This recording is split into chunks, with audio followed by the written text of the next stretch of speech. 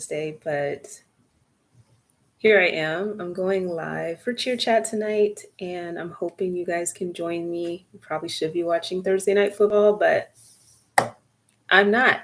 What do you guys think of Thursday Night Football being on Amazon? I'm not really like feeling it just yet. So I've watched the games a little bit, but I don't know. I don't know if I like it. Um, I'll join after, but I think it's the Titans playing today. I forgot who the heck they're playing, but thanks for joining me for Cheer Chat. This week was really trying to come for your girl. This is the last week of the quarter.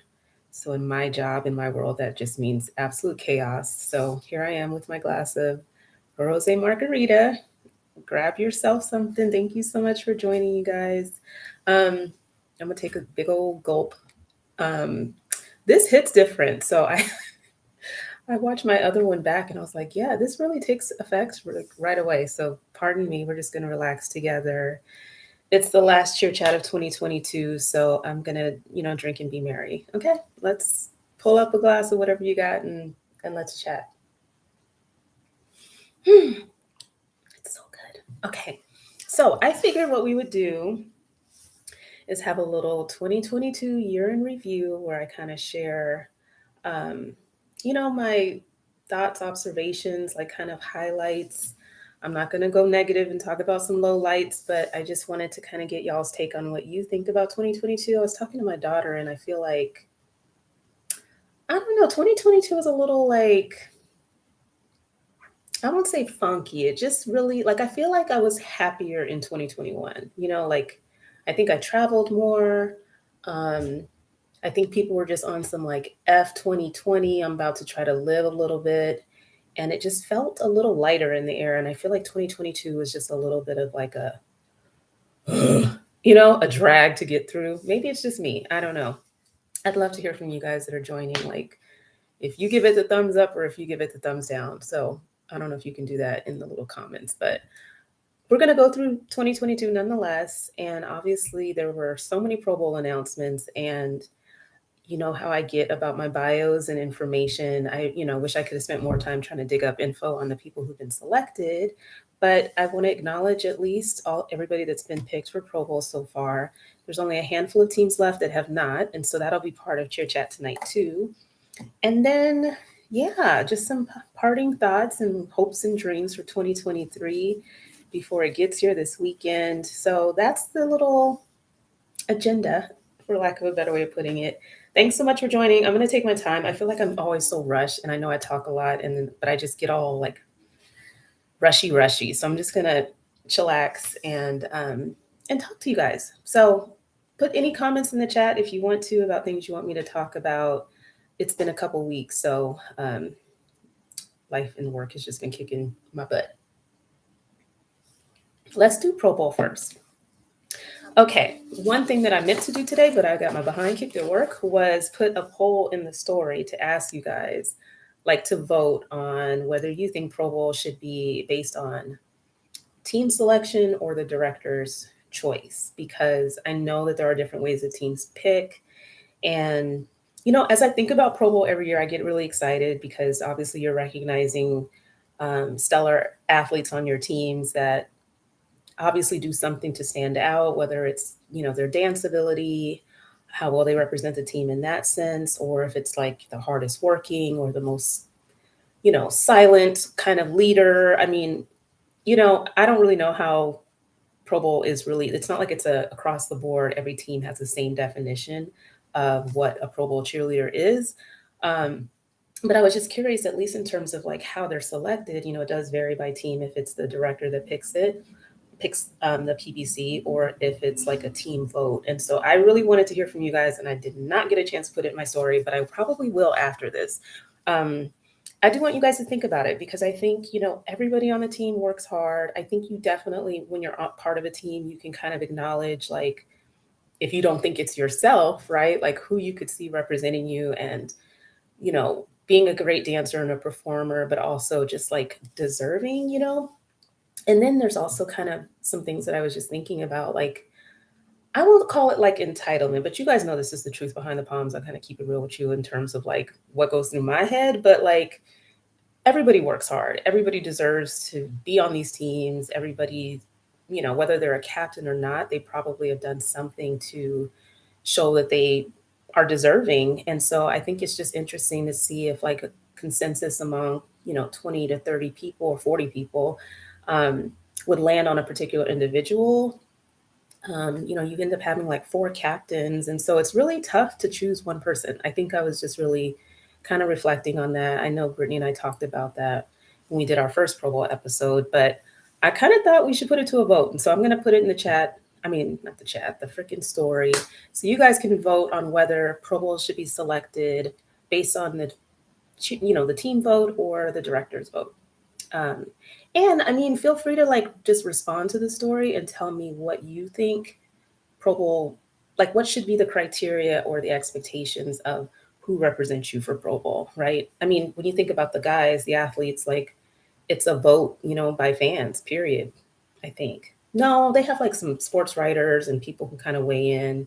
But for the most part, it seems to be a little bit of a popularity contest. And so I'm just curious what you guys think in this space um, of what should be the things that you're checking off. Works hard, humble, uh, great representative, best dancer on the team. Like, what is it? What should it be based on? And there are other teams that try to give other awards out, which I think is great because there are other ways of recognizing people on your team and what they contribute. So I want y'all's thoughts. And then I thought about when I was talking all this crap, like NBA doesn't have All Star anymore, where they pick an All Star representative. And I'm going to just pick my own, but what? How is that going to be fair or a good idea? So what I think I want to do instead, and I don't know who all listens to this damn podcast, but I would like to see if NBA directors would have any interest in, um, kind of like if we're really a truly a community and we communicate and we just kind of represent each other, right? Because ain't nobody else out here trying to rep for the industry. And I'm not trying to put it all on me or this podcast, but like, what if directors could write in and select somebody from their team that they would want recognized, whether it's within the context of All Star Weekend or not? I just think we have to celebrate our space because nobody's going to do it for us, right? And so I would love to be able to recognize people that are on NBA teams as well or other teams. Like if you want to just have like our own little award ceremony of people that deserve that recognition, if you have to pick one, I would love to do that. And so instead of me looking at rosters that have no information and trying to pick somebody, if directors were open to wanting to kind of send me information of who they'd like to get some recognition in our community, I'd be happy to do that. On that note, I'll take a sip. Thank you so much for joining, you guys. All right, let's talk Pro Bowl cheerleaders. Not all of these bios had information, so it drives me nuts, especially in moments like this, to not be able to say like dip, dip, dip, dip, dip. And of course, I could have maybe asked people for information. Ooh, okay, we have a comment. Can I say so, off topic? Okay, help me get back to the topic. It's fine if we go off topic.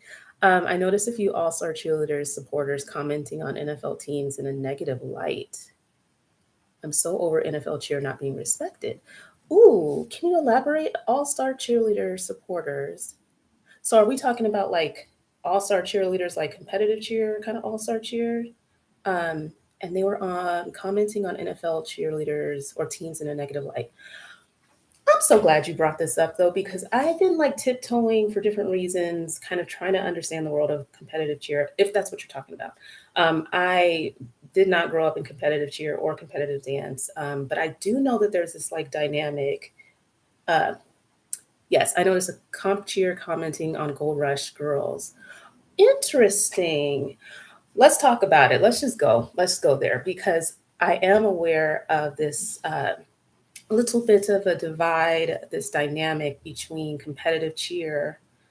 Um, I won't even call it amateur cheer, but competitive cheerleaders having this chip on their shoulder, so to speak, about when they're comparing themselves to pro, I would say NFL or NBA, even like that they're somehow more athletic or better than, or all we do is like shake our pom poms and like it doesn't compare to what they do as competitive cheerleaders because they're flipping in the air, they're doing all kinds of crazy things and stunts, and they just don't have it doesn't sound like they respect like what we do out on the field or the court. Like it's just so easy and just not even a thing that really represents talent. And I, let's see if that's what I'm capturing from your comment. Like, girl, what's your interest? Oh, and she went off. Okay, everybody, we're gonna have to go up into the gold rush. I'm curious what post it was on. Yeah, like I don't understand where that would even come from. It's huge and goes deep. My sister does dance team in high school, and her school's cheer team waged a war on our girls.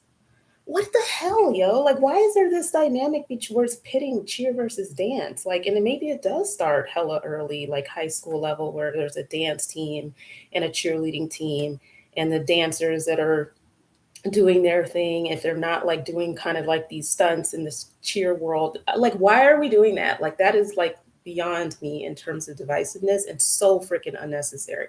Somebody in YouTube land, hi, said, "Ooh, yes, I'm a lifelong competitive cheerleader trying to break into NFL cheer, and this is exactly the convo I need." Well, let's just talk about it because it doesn't really. Okay, so this is just my world, my 2 cents, but in my mind, when I think of like pro cheer and dance, it's both.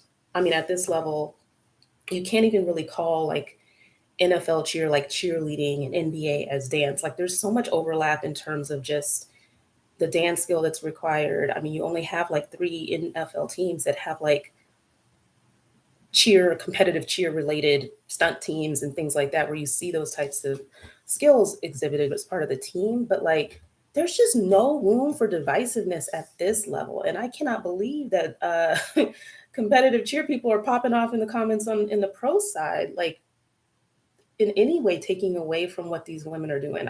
And the young man that's on the team as well. I'm gonna have to check that out because I had no idea that that was going on. Um, you're gonna tag me, thank you. I was like, sorry, NFL cheer is pure talent. The amount of training is insane. And basically, this person was saying that all NFL are going to start going towards stunting, and palm is outdated. Hmm. Well, these are some really. It's really interesting that you bring this up because in my year in review um, commentary, I think we just have a lot to think about as a space of like where we're going and what we should be like if we're thinking of constant evolution and you know taking what we're doing to the next level and constantly leveling up, like where is our space going? And I think because of like the whole cheer on Netflix thing and hearing them say things like, I heard that kind of like context too of like what they do in it, like they thought that their whole career basically ended after college because they didn't see that there was a pro level to aspire to.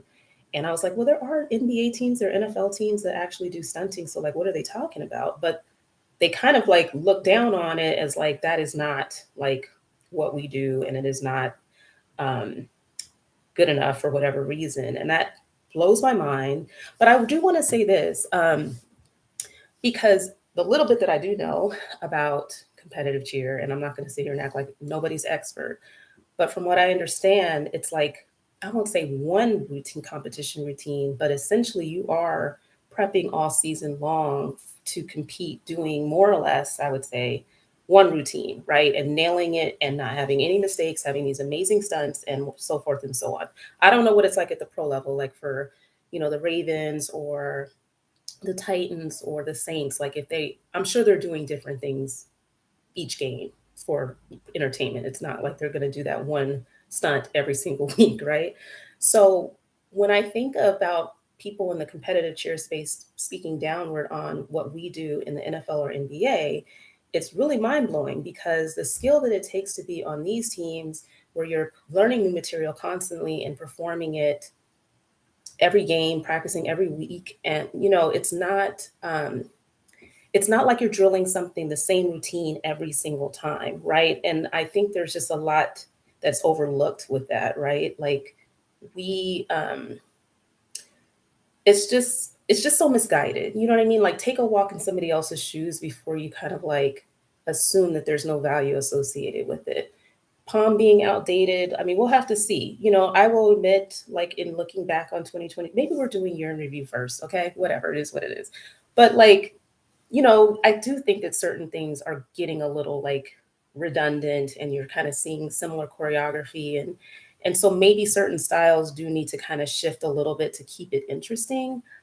But I don't really love this division around like, or like this value proposition that, oh, what they do in the pros is BS. Like what I do is so much better and more athletic and it takes so much more skill. Because there's different skills that are flexed in doing what NFL cheerleaders or NBA dancers are doing. Because it's just with the sheer volume of games, the number of performances, you're not doing that same routine for competition over and over and over again. You are doing multiple routines. You're having to learn choreography very quickly and nailing it, not, getting a whole season to perfect it. You know what I'm saying? So there's a whole skill set around this, and there's comments. So I'm going to shut up. Um, oh, she deleted the comment and blocked, and she's blocked. Okay, well, fine. We didn't like it anyway, but if I got to see it, I probably would have been all riled up. So let me read some comments really quick. I honestly feel like, hey, Kelsey, can I come and bring your baby girl her Christmas present? P.S. Okay. I honestly feel like comparing NFL/NBA cheer to competition cheer is like comparing Broadway actors and singers to your pop star/concert artist. Talk about it, Kelsey. Like for real, like this Broadway shows, like dancers, like there's so many lanes for athletes and performers in this space, right? Broadway, it's the same thing. They do the same damn show every single night. Like it's not like a variety, what are we going to put in and throw in this week? I'm talking shit like I know exactly, but more or less it's the same show, right? It's repetitive and you're doing night after night, maybe with different people or maybe some adjustments made, but it's the same show. And what we do as part of these dance teams is very different. You have a create a vision of what it is that you might be like performing around. There's so many different elements of performing in these different audiences, or like for in arenas or on turf and in like football fields. Like there's just so much that goes into it, and it's just not comparable on that level. And one is not better, greater, less than the other, right? Um, yeah. So this person said she was going off, and I was embarrassed for her and the team that she had posted. Ooh, wow. Wrong hand for YouTube to kind of scroll the comments. My bad. You were spot on, Keeps. Thanks. But no, this is for real. Over the hate, it's caused so much rift and had us lose teams like the Seagulls, the Washington team. Let's all applaud these teams and not tear them down. I could not agree more. And this was one of the things that I was going to talk about in my year in review, is just kind of like where this is all going, because I think there's just a lot of conversations that people are having, assessing the value and worth of what we're doing. If it's played out, outdated, you have major shifts like what you saw with like Nick City Dancers. I would say major shift in the sense of we are chucking the typical dance team model and moving to a smaller team that we can actually pay a decent salary to. And we're going to go heavy on social media content and really put on these over the top like performances that you would see at a concert. And I just think there's just not a lot of room for us to be in this mindset of like tearing each other down. Like teams are disappearing. We used to have 26 NFL cheerleading teams, we have 24. There have been so many shifts in all of these teams over the past 4 years that I've been doing this podcast. And so I just think that we really need to think big picture and where this all is going. And if we are not collectively trying to like lift up our space and celebrate the differences, celebrate the strength and the athleticism in what we do, and not for nothing. Okay, let's see. Yeah, we really need to keep up with the times, but not tear down tradition. There's a balance. There's definitely a balance of doing that. And I think innovation is great. And if you don't, you're probably going to get left behind. We can't be so tied down to what's always been to not really like open our minds to what can be at the same time. And that's been something that I think I've even struggled with, is just what do we want to hold on to and what do we want to experiment with? What do we want to try that's new and different? You know what I mean? And so, but I do think like we cannot afford to have like this whole cheer versus dance divide creeping up into the pro space. I hope there were plenty of comments that shut that whole situation down. I think it's people will not know the challenge in what you do as a professional cheerleader or dancer in these big leagues unless you are on a team and make it, because you can think it's like I don't know what you would base it on, like maybe what you see on TV and there's a rallying and somebody's looking pretty and that's all you think there is to it. But trust, it's a lot different. And again, I would never look at what they do and say that ain't nothing. They have some guy throwing them up and they have spotters and they have like an air floor that they get to bounce off of. So that's not that. Like Why would I do that? Like, that's a very immature mentality. And we don't have time for that. We are professionals, we are grown ass people in this space. And I think we have to have that level of like integrity around what we do. I just can't believe that really happened and I missed it. And anyway, sorry I'm going off, but I read a YouTube comment on Kelly Finglass retiring. What? Did I miss that announcement? So DCC can update the uniform and choreo, and I was appalled because they are more than any other team truly are traditional. What? You guys, okay, I mean, I wish that I could just spend all my time doing this. How did I miss Kelly Finglass retiring? I don't know if this is an announcement or people were making comments about it. I'm not trying to spread false news.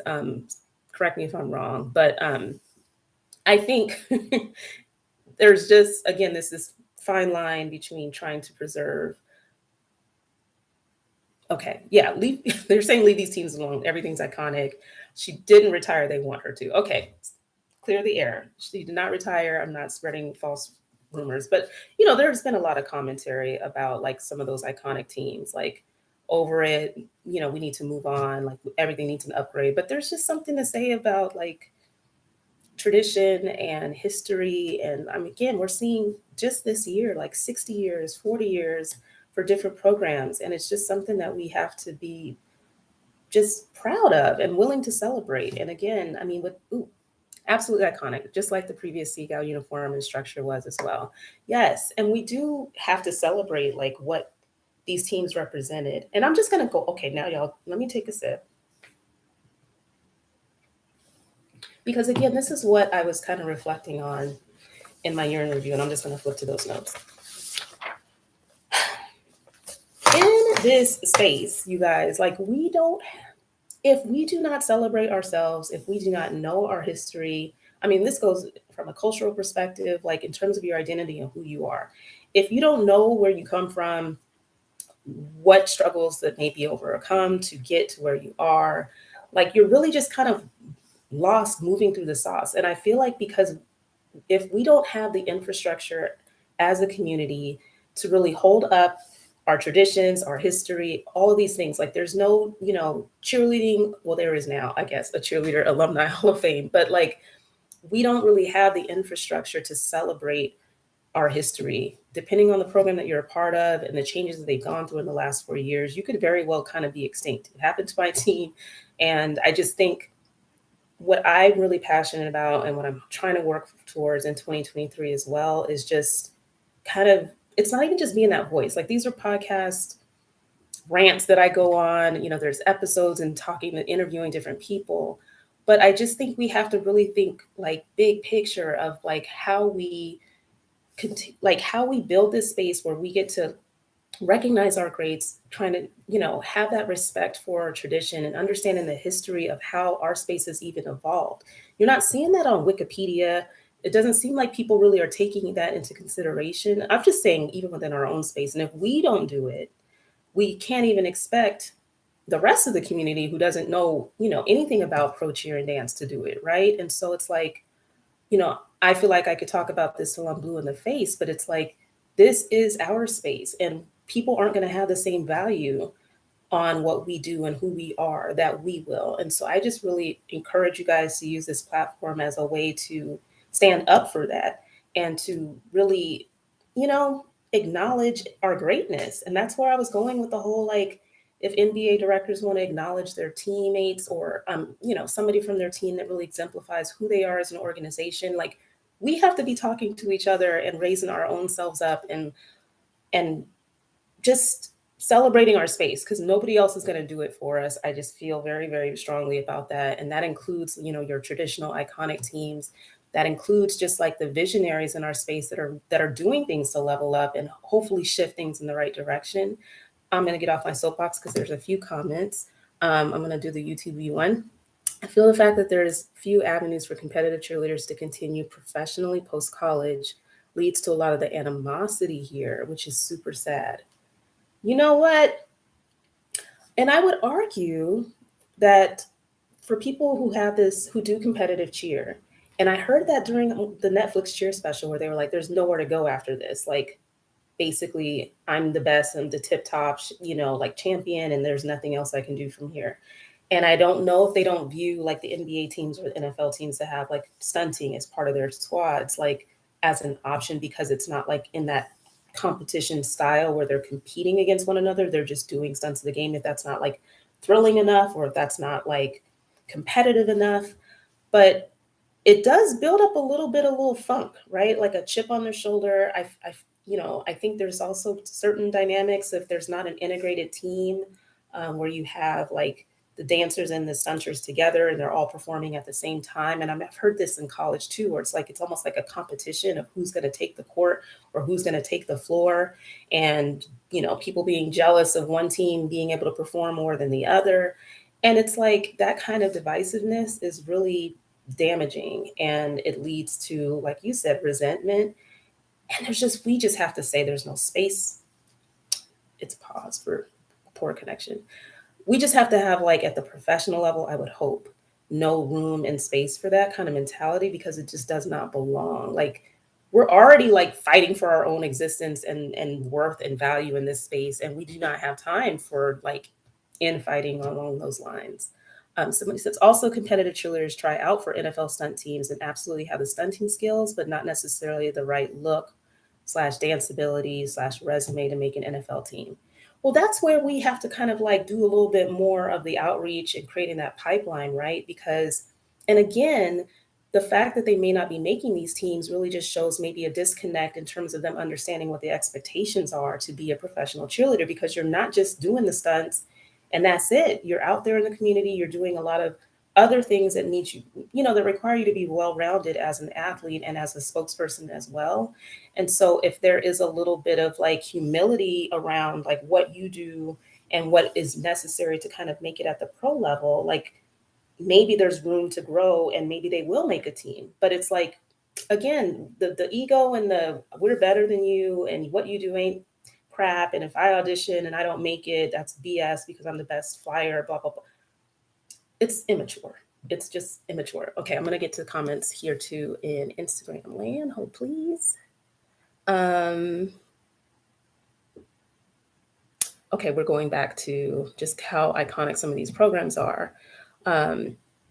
Like just that the uniform in the Smithsonian and it's like not changing, so there's no use in complaining about evolution. Like, yeah, leave well enough alone. Like if they want their uniform, like how that would just be a travesty if they kind of actually try to create some workout related looking uniform for DCC.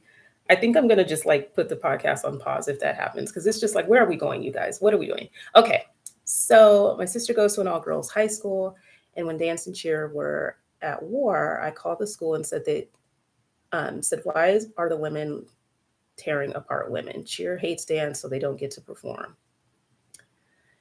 And if this is, I mean, I only had like one episode, you guys, where I was talking to a high school competitive cheerleader. And, for me, she was smart, great, like she very articulate about lots of these issues. And, we were actually talking about race and competitive cheer at the time. But I do think it really hit me that, when we think of like the outreach that we do at the pro level where you're doing like appearances or things like that. I mean, I just wish that there was a way to kind of really dig into those types of conversations because like that infighting and that competitive nature and like the bitchiness, the backs, all the stuff that you see on Lifetime, like every freaking cheer movie that's on Lifetime. I do not watch Lifetime, but every time I'm scrolling, I see like a million cheer movies. The point is like those stereotypes of cheerleaders and them thinking that this is the way that you survive and make a place for yourself, that is happening at a very, very young age. And it's really problematic when you think of these gyms or these dance studios, even. This is not even just probably limited to competitive cheer. There's competitive dance as well, and probably a whole other host of issues on that path.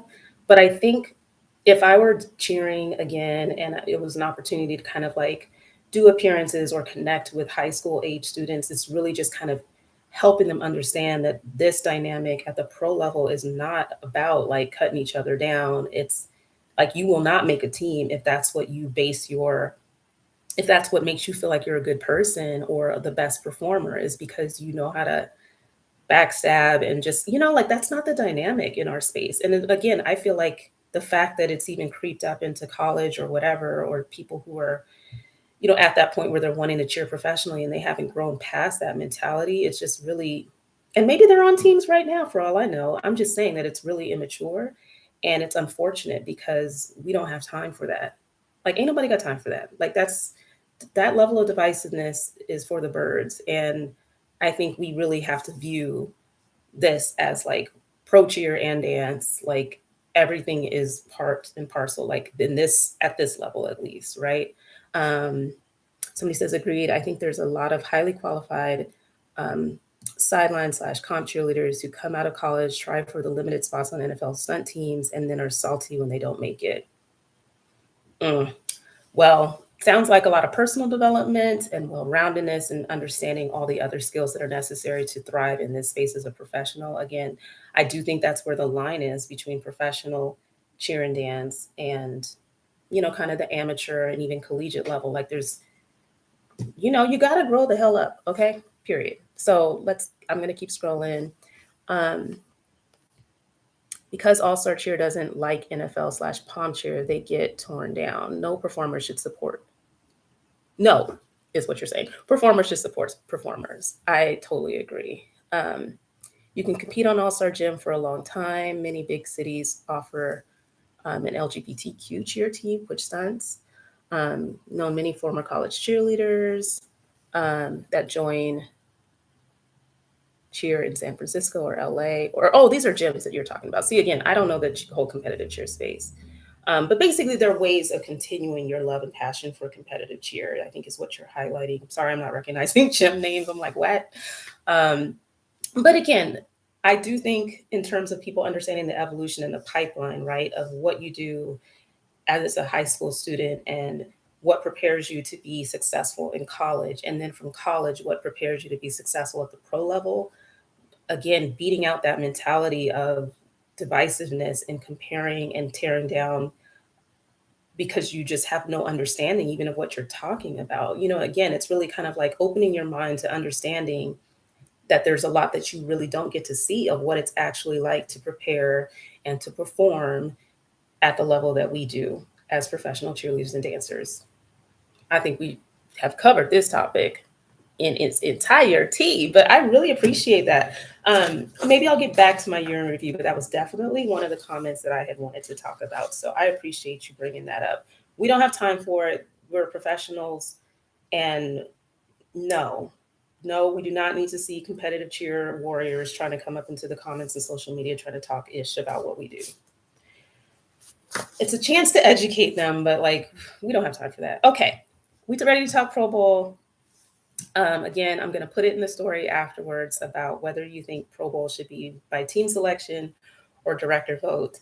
I'm also going to put it out there again that I would love to have, you know, NBA people select their all-star dancer, for crying out loud. I'm not going to pick because I don't know, but like, I want to celebrate our space. I want to cover our space like a true media professional that drinks rosé margarita and swears from time to time. But I just want to say that, like, I don't think anybody else is going to do it. And that's why I'm here. And I love you too. I'm not going to make Pro Bowl this year. And I'm so sad. And so I'm going to be relying on you to cover everything and send me everything. Um, bring back the seagulls. Bring back the seagulls. These are comments, you guys, I'm reading. Somebody said, so I'm with having the selection reflect different processes, like how each team has a different culture. So rather than it being kind of across the board. And I totally get that. Like, no, there's not going to be a universal way of doing it. But I was curious, like, if people had um, an idea of what they think is more fair or equitable. Like, is a team vote more equitable, or do you think the director selecting, And also just people responding to the story to tell me, like, what do you think the criteria should be that makes you eligible or a good candidate for a Pro Bowl or All-Star representative? You know what I mean? Like, what is it based on? Performance, well-roundedness, humility, like being a great person? Is it like miscongeniality? Like, y'all tell me. Okay. All right. Maybe this is going to be a long one. I feel like I tried so hard to, keep it short and sweet, but I'm long-winded. Okay. we have Baltimore Ravens here. They selected, or whoever selected, I don't know each team and what they did. Her name is Jenna. She is a manager of estate planning for a law firm. She's a fifth-year veteran out of Pennsylvania, Hanover, Pennsylvania. Um, so I'm just saying congratulations to everybody, but I have like very few bullets on who these people are, and it drives me crazy, but this is what their bios represent. But the Ravens selected Jenna. The Dallas Cowboys selected Kelsey, and I'll try to keep up with comments. Um, oh yeah, because the Baltimore Ravens, they think they vote, right? They kind of allow the fans to kind of vote for. I don't know how it's incorporated into the decision, but somebody says when the team promotes the Pro Bowl cheerleader selection as fan awareness slash voting, that adds more fun and exposure for the. I agree. I think getting people involved and understanding that there's some anticipation and build up for Pro Bowl is kind of cool, and it's smart to get the fans engaged and getting to know people. But I don't feel like it's like everybody's up for voting. So I'm really curious. Somebody jump up in the comments and tell us what each team does. That would be amazing. But I do think they've kind of narrowed it down maybe to a few people that they choose from, and then the fans vote in some capacity. So Jenna was selected for the Dallas Cowboys. Kelsey was selected. She's a fourth-year veteran, a group leader from Omaha, Nebraska, and she is a pediatric registered nurse. Um, I've stopped following DCC like that, and the show's gone, and I'll get to that in the year in review.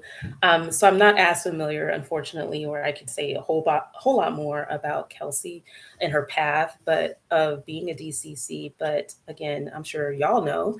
Um, I did say that I'm not going to be at Pro Bowl, unfortunately. I might as well just get to that. It was one of my highlights of last year is being at Pro Bowl, but unfortunately, I couldn't even spend as much time there as I had wanted to.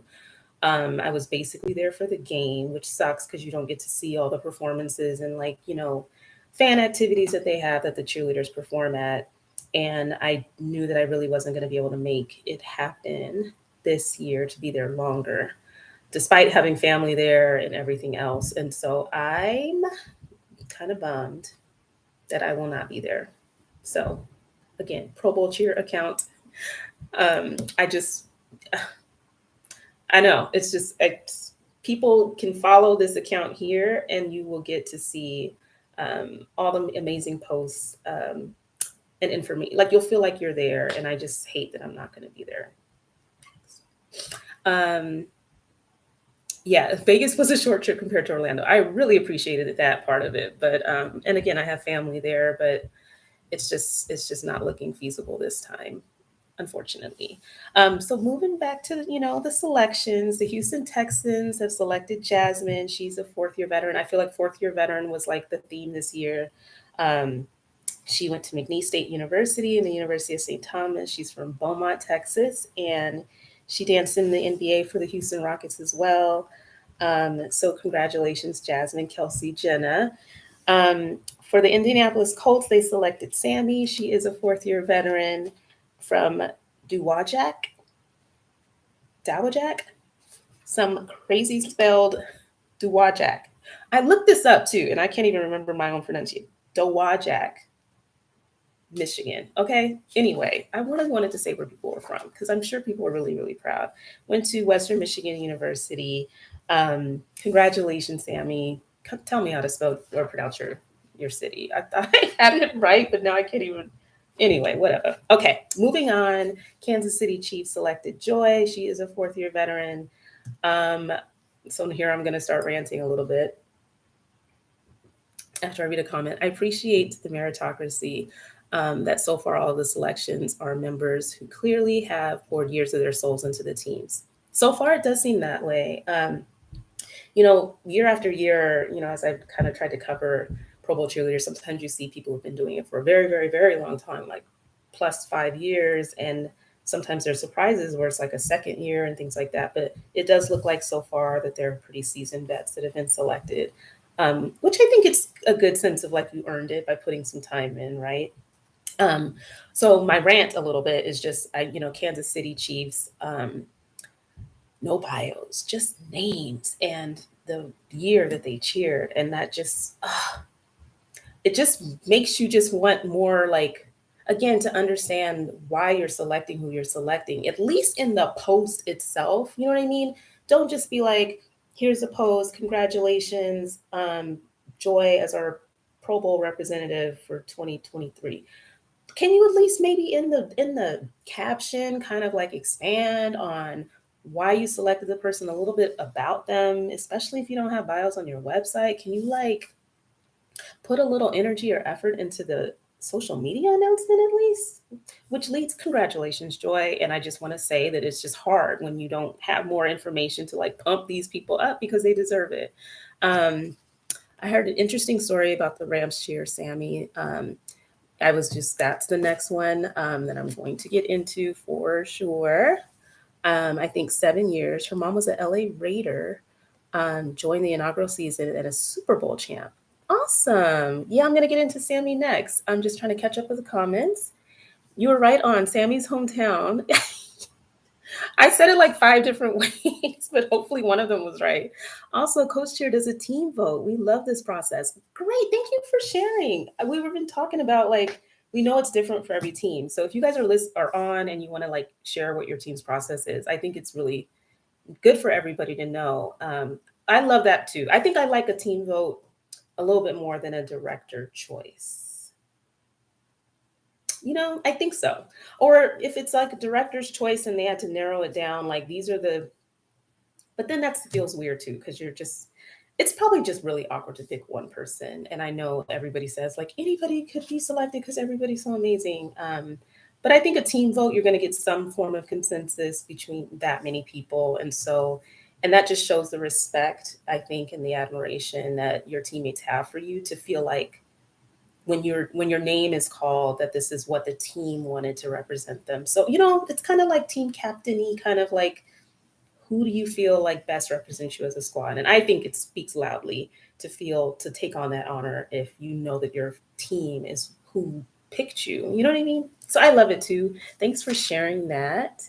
um, and of course, Sammy joined LA Rams inaugural season, and she is now a Super Bowl champ too. Yes. So let's talk about Sammy. So the Los Angeles Rams selected Sammy as their Pro Bowl cheerleader. I'm going to get into the greats about her, and then I'm going to kind of go off on a little bit of a rant. She is a seventh-year veteran, a captain. I don't know if this is her current occupation because the website is not up to date with their bios. They list her as a fifth year, so I don't know if she's still in the same role, but she was a team lead for corporate account development. She's a graduate of USC, University of Southern California. She's from San Jose, California. 7 years with a program is amazing. In the NFL, like you audition every year to make these teams. It is not easy, and to have that kind of tenure, be selected as a captain. Obviously, you have devoted a lot to your organization, which is why, I mean, my year in review, I'm talking about like, I'm not everybody's cup of tea and I'm okay with that. But I'm about to go on a little bit of a rant because the last time I went live, I had looked at all of the NFL teams, I had looked at their social media, and I prepared, my list of people that I was going to shout out based on that. I saw the Rams page, I saw the post. I did not look at the caption because the post was just a picture, a beautiful picture of Sammy, but a normal game day looking picture of Sammy. I didn't recognize it as a Pro Bowl announcement.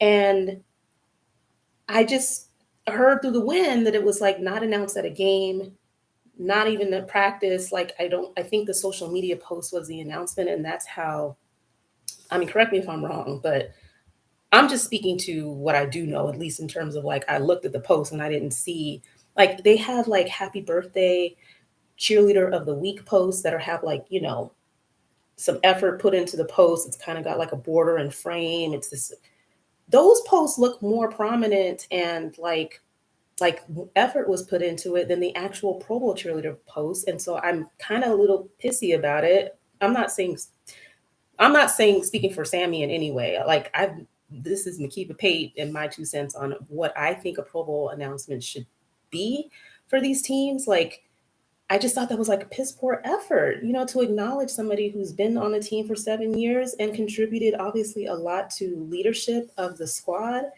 to like everybody knows it's like either a moment in front of your team at practice or at a game where they announce you and there's like all of this like anticipation because you don't know who's going to be selected. And I've seen the Rams do this before, so I'm really confused as to why they would put that level of energy towards it. I'm not a fan of that way it was announced. I'm just saying that I think she deserved better than that. And of course, I'm sure she's just humbled by the opportunity, and I'm not speaking for her. I'm just saying for all the teams, like the way that you make the post and the announcement, try to, do a little better. Like, again, if you don't have bios up on your website, can you include some information about the dancer or why they were selected? It's just very, here's our Pro Bowl cheerleader. Or you don't even freaking have a sash or any kind of, at least make the post pretty. All right, that's my rant. I'm going to get off of it. Congratulations, Sammy. I'm super pumped and proud and excited for you. And I'm sure none of that changed how amazing this opportunity is for you. So I'm not trying to put salt in it. I just was very disappointed that it was not glorified the way that I would glorify it. So I've spoken my piece. Let's see. No one does Pro Bowl cheerleader announcements like Raiderettes. It used to be a halftime ceremony. Ooh, I'm not surprised. I like the idea of that. To be fair, the PBC announcement was better than for Madison when they interrupted the game because the segment went into the end of the commercial, an epic Pro Bowl announcement moment. Yeah, I know it gets tough game day. You know what I mean? But still, make some effort is all I'm saying. On the NFL.com website, they used to have bios and high-res pics of all the Pro Bowl cheerleaders. Yeah, I feel like the visibility is not really like the promotion of Pro Bowl cheerleaders is not what it used to be. And of course, this janky little podcast and me talking about each one as best I can is the best that I can do. But I just think, this is a huge moment. We don't have any kind of like other way of like acknowledging the leaders and the greats in our space other than Instagram posts, frankly. And so I do just want people to get the shine that I think they deserve and they earned. So, Sammy, congratulations. Rams do better next year. Okay. Minnesota Vikings selected Alex. She's a 6-year veteran, 4th year as a team captain. She's a marketing specialist. She received Rookie of the Year. She received the School Service Award. She went to the University of St. Thomas. Like the fact that I had like 6 bullets on her, I was pumped. I just think, having that information, you kind of get a feel for like, oh, I can see why they picked this person. Obviously, stood out as a rookie, being selected for different awards as part of the team. Congratulations, Alex. I love how much y'all popped it up in the comments. Make sure I'm not missing anything. Yeah, somebody says they used to make a huge deal about PBCs. Like, yeah. And the shine is like going down, and I'm not here for that. So here I am with my little torch, which is my glass of rosé. Okay, let's see. New England Patriots. They selected Victoria M, I believe, because there's 2 Victorias. And they made the announcement at their calendar launch party. Somebody had commented in my last Cheer Chat post, like that they selected them. And I'm like, oh, wow, great. That must have been cool to kind of like have the announcement at your calendar launch party. But they still have not done a follow-up post for people who are not at the calendar launch party to just kind of like have that formal Pro Bowl announcement. Hopefully there'll be some recognition at a game.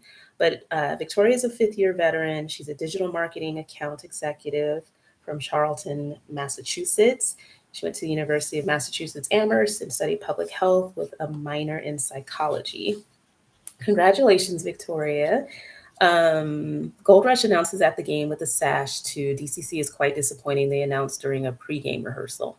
We'll get to. Oh, I didn't. Well, I do like with DCC. It looks like they had like Pro Bowl cheerleaders from the past actually surprised them at practice and making the announcement. They did post that, so I appreciated, just that kind of legacy and history. And they had. It looked like they went back a few years too, in bringing back former Pro Bowl cheerleaders, and they were actually saying that they were Pro Bowl cheerleader number 22 or whatever number it might have been. So I like that. I mean, gives it a personal touch, and people, staying involved with the program and, wanting to be a part of that moment, I think is nice. I mean, it doesn't have to be like huge on display for everybody, but at least make some effort to kind of like capture the moment in a special way. I think that's what's important. The next one on the list is Las Vegas Raiders selected Cameron. She is a captain of Line 3, third year veteran. She's from Henderson, Nevada, and went to Texas Christian University, where she studied sports broadcasting. She was also a captain of the TCU Showgirls. Um, and she's, I mean, obviously amazing. I think, again, you guys know my bias a little bit for the Raiderettes, but I do like that the Raiderettes selected other awards that they also promote at the same time that they select Raiderette of the Year. So I just want to acknowledge the Dancer of the Year was Jakayla, and Rookie of the Year is Lexi. So congrats to all the women. I love that there's just a celebration of all the standouts on their squad with the different awards. So congratulations. We only have a couple left. I guess I made my way through it quicker than I thought. Tennessee Titans selected Donovan. I probably should have saved this one for last because, of course, this is like, this is a moment of history being made, right? So Donovan was selected. He's a male cheerleader for the Tennessee Titans. He's in his fourth year, second year as a captain from, okay, I cannot pronounce this city, Murfreesboro, Tennessee. No, Murfreesboro, Tennessee. I don't have it. Murfreesboro, Tennessee. Shoot. He went to Middle Tennessee State University. I interviewed Donovan for a podcast episode called I Ain't Mad at You. He's a curator of Pro Dance Boys, and we were talking about, just the co-ed nature of our industry at this time, and why he kind of launched Pro Dance Boys as a way of acknowledging and welcoming and creating a community for the male professional cheerleaders and dancers. He has a BS in public relations, and he is your first male Pro Bowl cheerleader. And I honestly thought that our first male Pro Bowl cheerleader might have happened last year. It didn't. But this is a huge moment, I think, for NFL cheer to it's just a recognition of how our space has evolved in the last 4 years. I think there are definitely, Quentin Napoleon and Jesse that paved the way um, for dancers, because Donovan is not on the stunt part of the Titans. I don't want to like describe it in a messed up way, but like obviously you guys know the Titans have stunters as well as dancers. And I think he was like the first male dancer for his team as opposed to just being a stunter. And so there's just been a lot of evolution in this space. I think the fact that the Titans felt like they were not afraid. I don't know if being afraid is the right the right way to capture it in terms of it not happening sooner, but it just shows like how we have evolved where we have our first male representative. And I just think I'm curious to see how I think they do such an amazing job with Pro Bowl to make it a special experience for everybody that's selected. I mean, obviously, it's been all women all this time, but what they do, the creative ways that they will try to welcome him into the fold of it's always been a sisterhood, right? And whatever the word is, it's like now you have a brother. And I just think it's a huge moment. I've just been seeing the comments and people posting on Pro Dance Boys as well. It's just a huge moment, and so I can only imagine how heavy that must feel, and obviously just inspirational for people. And I'm going to read some comments now. I'm so happy for him. Incidentally, I was at the game and it was so cool. Oh, yeah, that's so nice. Did they announce it at the game? Um, Really, really cool. He was the first male dancer for TTC. Nice. So I was right about that. I was remembering that, I think, from our interview. But a huge moment. And I hope it's inspirational for male dancers up and coming in this space. Again, I think Pro Dance Boys, the Instagram account, if you don't follow it, I think it's just great that he started that to have a community, like the way that they reach out to each other. Like, I still wish I could kind of crash. They early on, it looked like they would have meetings, like Zoom meetings, because it was kind of during the pandemic time frame. But just just welcoming everybody into the space and helping people make teams and just kind of forming that kind of community and them being able to see themselves represented is just really, really promising. So congratulations, Donna. The last one I have is the Washington Commanders. They selected Kristen. She is a 6-year veteran, second year as a captain. She's from New Ulm, Minnesota. Went to Iowa State University and the University College London. Congratulations, Kristen. Again, a lot of these teams are co-ed now, so it'll just really be interesting to see, how this evolves, if more male cheerleaders are selected for Pro Bowl, and just understanding the different styles of the teams and how that, because the process of being selected as a Pro Bowl cheerleader, you have representatives from each team, and they practice super, super hard, and they end up forming their own team, and they're learning choreography, and they're performing together during Pro Bowl, and events leading up to Pro Bowl. And so, when you think of different teams like the Commanders or the Ravens, I want to see a stunter selected if they deserve to be selected. Like, how does that work? And how do we keep evolving and innovating so that it's something that's welcomed, right? I think we just have to start looking at things a little bit more open-mindedly, right? Because, it shouldn't be this, even on the basis of gender, it shouldn't be that, I won't say divisive. It's not, it's just kind of like that separation where only the women can be considered for it. If you do have a co-ed team, like, what is that? Maybe maybe it should be open. It's a pause due to bad connection. But I'm just making the point that if you have a co-ed team, get with the program of at least understanding that it might need to be open, truly open, for males to be able to be selected. We have a comment, like the new female Patriots uniforms are so detailed and cute, but I feel like they cut corners when it came to the male uniforms. The guys deserve cute uniforms too. Oh, trust. I did say that too.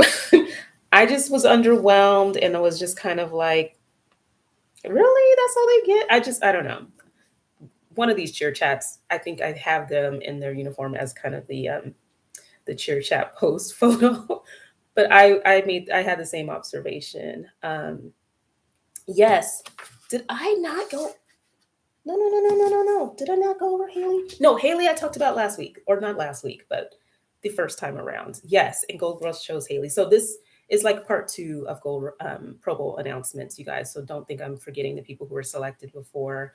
You scared me for a second there, but I do have a list of the people that we're still waiting to hear from: the Jaguars, the Falcons, the Broncos, the Bengals, the Top Cats, Dolphins, and Saints. I'm excited to get the last few and see who kind of rounds out this class of Pro Bowl cheerleaders. I think I'm really heartbroken that I will not be there in person. Maybe there will be some miracle and I just happen to be able to show up, but I'm super excited for everybody. Pardon my rants, but that's just, the Jags chose Belinda. Did I miss that? Here we go. Belinda, I'm going to get to you next week then.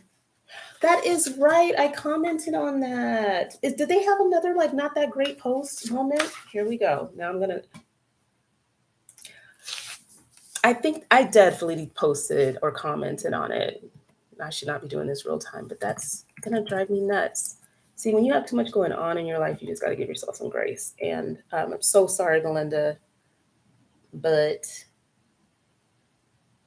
yeah, maybe I just happened to see that somehow because I'm scrolling on the Instagram machine and I do not have a very prominent boom. This is our Pro Bowl. Oh, here it is. Okay. And I definitely commented. I'm so sorry. Shit. Belinda, she will be representing the Roar at the Pro Bowl. I'm so sorry. This week is kicking my ass. Belinda, I'm going to do you justice for the last session that we do. I'm so sorry. I kind of just forgot, but you did see my comment. I said, congratulations, Belinda. I'm so sorry. So that's our Pro Bowl piece. Now it's been like, how long? An hour, but I'm going to pick up the last of the Pro Bowl cheerleaders next week.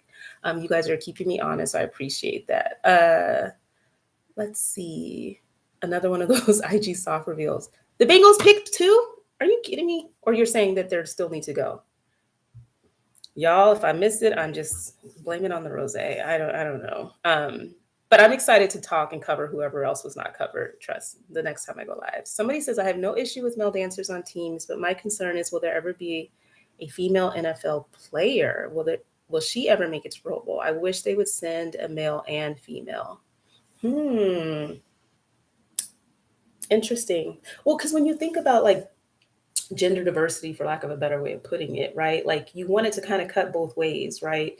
You want to see females represented in the sport of NFL just the way that, we're integrating, right? You have a couple female referees, maybe a couple, assistant coaches and things like that, but you really want to see that same level of openness I think is I want to speak for your comment, but yeah, like I wish they would send both a male and female. I think for the co-ed teams, I don't know. I think it's hard because you get to pick one, but I think this will just be really interesting to keep an eye on as to what that representation is really going to look like of male and female cheerleaders at Pro Bowl, because it's an all male sport, an all male dominated space, and this was the space that was primarily female, and now it's not, but you want to at least see that reciprocity in other spaces in the NFL, which I think is fair. um, but I do hope to see something similar for NBA. I know it's been a while since they've had NBA All-Star representatives selected. I'd be more than happy if the NBA directors get together and say, let's send our selections to the Pro Cheerleading Podcast so that there can be a whole show dedicated to recognize the great people on your teams. I'm here for it. Let me know. Let me see if there are any other lots of comments. Okay. How many voids do you have? I've got 7. I'll email you my graphic that's in the works. I had 1, 2, 3, 4, 5, 6, 7, but because I forgot the Jags, Belinda, I'm so sorry, Belinda. It looks like there's only 6 that have not picked their cheerleader. Um, let's see. Male cheerleaders in uniforms are rough because what do you do? Um, a male version of the team, or do you do a more athletic look? I've been so curious about what the guys want, and I think I went on a whole rant about that when I was talking about the Patriots uniform. Like, do they want athletic? Do they want something that's blingy? Like, do they even ask them their input on what they like? And I did hear from a couple people that they were consulted in terms of certain aspects of the uniform, of like towel versus palms, or like, which I think is good. I mean, that, maybe you take into account like what the people on the team at the time want, or you just set it, like, I don't know. But the uniforms, when they're just very like plain and a glorified gym outfit, I just feel like make them still look like they're like, I am somebody, you know what I mean? But they do that to the girls ones now too. So okay, let's see. People are acknowledging that there's points. Bengal still need to pick. Rumor has it they will announce on Monday during the game. Okay, because we do have obviously a weekend of football coming. There's still another week after that. Some people wait till the end of the season, but obviously like a primetime game, Monday Night Football, Thursday Night Football, getting the acknowledgement during that game would be really awesome for that cheerleader. Another thought, the Washington Commanders cheerleaders need to ditch the basketball Converse shoes. I said that there's a whole there's a Instagram cheer chat post on uniforms, and I think I made a comment of like things I wish would go away with uniforms, and those Converse basketball look for NFL, I was one of my observations as well. Um, it would work if they were an NBA team, but not for the NFL, my opinion. I share your opinion. I think some of their uniforms are cute and different. I just think those shoes kill me. They just, but I just want, it's just the Converse, man. It's so basketball. But understanding Petra, I don't know if I'm pronouncing her name properly. That's her background. It was NBA. And I just feel like that was kind of what was in mind when selecting the shoes. And I just not those shoes, any other shoe. Okay, let's see. It's hard to, because Niners did something very similar, and his uni is a bit lackluster. And yes, no team shoe, no tennis shoes for NFL teams. Yeah, I just think there's something about the white boots, but yeah, I think when we look at the NFL uniforms, I think for boys, and I think even for NBA too, you have a lot of co-ed teams in the NBA, and the athletic look seems to be ruling the day. It's not about bling. It's not about something that's really showy. It's more like we're athletes, and here we are looking like we're going to the gym in a very team branded outfit. Um, I'm not a fan of that look. I think they didn't have to go that direction just because they had males on the team. I just think they kind of need to like expand their fashion minds around what options that there could be. And it's probably challenging, but maybe you need some more input for people. Okay. My exact point about the male dominant space. That's all. Not hating. Congratulations. Yeah, I hope I was capturing your point well, that it's just about representation across the board in a very male dominated space. Um, I definitely understood that point. Um, Someone even commented that it was great to see Gold Rush back in white boots.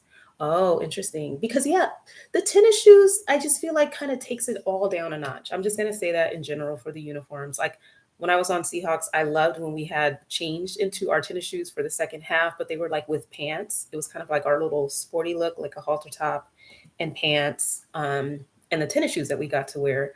Because being in those, boots from the Halloween store were not always super comfortable all game long, but it's like an NFL traditional look to me. I would not want to wear those tennis shoes if we were in any kind of shorts or skirt.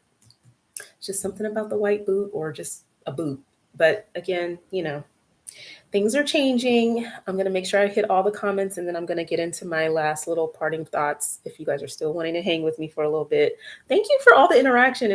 I missed you guys and this is great. I miss the old Gold Rush Vikings and Bucks cheer looks. I miss the bling and glamour. Yeah, we're all on the same. Well, I think we're all saying the same thing. It just like I should, other than the logo everywhere, I should see these cheerleaders in uniform. And this is what's so amazing about Pro Bowl. And again, why I'm so sad that I won't see it is just because when you get to see all the different teams represented in their team uniform on that photo card, it's such a moment. It's like an iconic photo of all the Pro Bowl cheerleaders that Lindsay Rosenberg takes.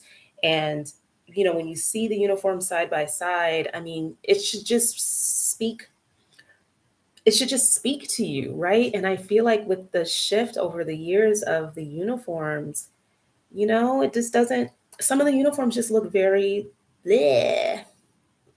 That's all. And when it's really, really noticeable when you see all the Pro Bowl cheerleaders together. Like, and from looking at prior years, like when there was bling and there was this glamour associated with it, there was just nothing more beautiful and exciting to look at than that freaking Pro Bowl poster because you get to see them all together and you get to kind of compare and see which ones stand out. And it's a test of time if you're looking at the Dallas Cowboys cheerleaders uniform next to all these other glamorous and exciting uniforms. Like, I don't know. And it's losing that like wow factor because of some of the changes and shifts in the uniforms. Um, People are just agreeing the boots are mature and sexy. I felt it. I mean, they hurt your feet sometimes, but it's just a vibe. Let's see. La, la, la, la, la, la. Broncos, Cowboys, and Raiders are the only ones who continue to do it right. And I love Dallas wear, so I'm not talking crap, but the athletic leggings are killing me. And Dallas wear, I mean, I think, when I think of any uniform provider, right, like you're getting the vision of your customer. They're telling you what they want, more or less, and what their vision is, and you're delivering on that. And I just think Dallas wear has done as good a job as you can with you're told that we need athletic look, like we want these leggings and we want like if that's what you're working with as a creative direction. And I'm not speaking for Dallas wear by any means, but I think it's driven largely by the direction and vision that the teams have of how they want their uniforms to look. I'd be tired if I were them, like leggings again, but like can they do? They can't, they have to deliver what the customer wants to see. Um, yeah, but this is not us talking shit about Dallas where they're everywhere. And um, I think again, it's like they deliver. And I mean, seeing them at Pro Action and like their different, it's kind of like a convention show where lots of different people are showing like their uniform samples and whatnot. And they have some really dope ass designs. I wish people would kind of like pick up on, the things that they bring to the table that they've designed, right? With their creativity and showing different ways of kind of like outfitting teams. I think the teams just need to evolve and thinking of like other options. Oh, you guys are piping off in the comments. I love it. Let's see. La, la, la, la, la. I remember when the Colts cheerleaders wore chaps a few times, similar to the Broncos. Yeah, I do remember that look for the Colts. And the Colts have gone through a few uniform shifts in the last 4 years too. I like where they landed now. I remember not being as big of a fan of the uniform before that, but yeah, lots of changes. Vikings are doing a lot of changes too. They used to have a kind of certain look, and we just don't have to deal with this athletic look for a while because I don't think that's going anywhere. Especially when the leggings are this. Oh, y'all getting all technical. Especially when the leggings are this sublimated. Am I saying that right? Printed ones. They need some rhinestone sparkles. Like, um, Agreed.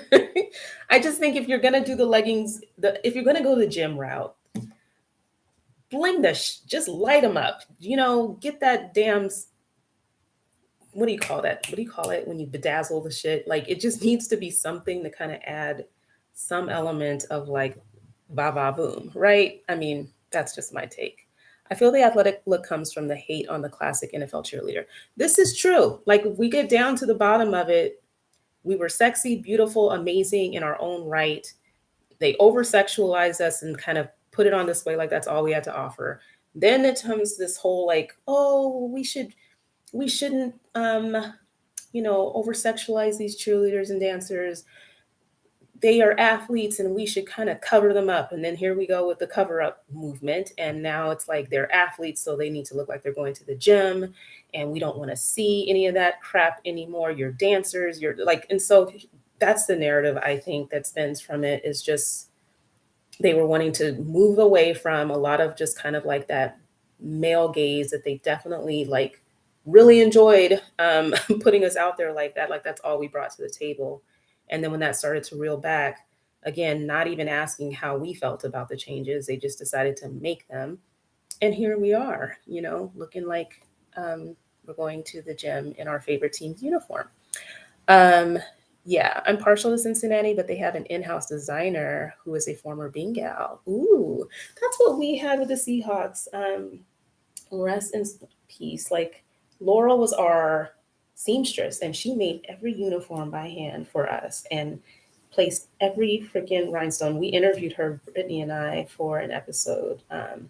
And just hearing how much love and effort she put into everybody's uniform, um, it just made it so special, And I loved hearing that for teams to have their own designer or seamstress. Like even in the NBA, I think it's like Detroit Pistons that has their own designer that they work with to create different looks. I think it's just exciting, and it shows it's a little bit more personal when you see your name like stitched in the back of the uniform, which is why I don't understand why they didn't just give it to us, right? Damn it. But sometimes you would inherit somebody's uniform from like an alumni that you maybe even admired, and you're wearing that person's uniform for certain pieces of it. I mean, it's just a very special, very, very, very special aspect of it when they're handmade.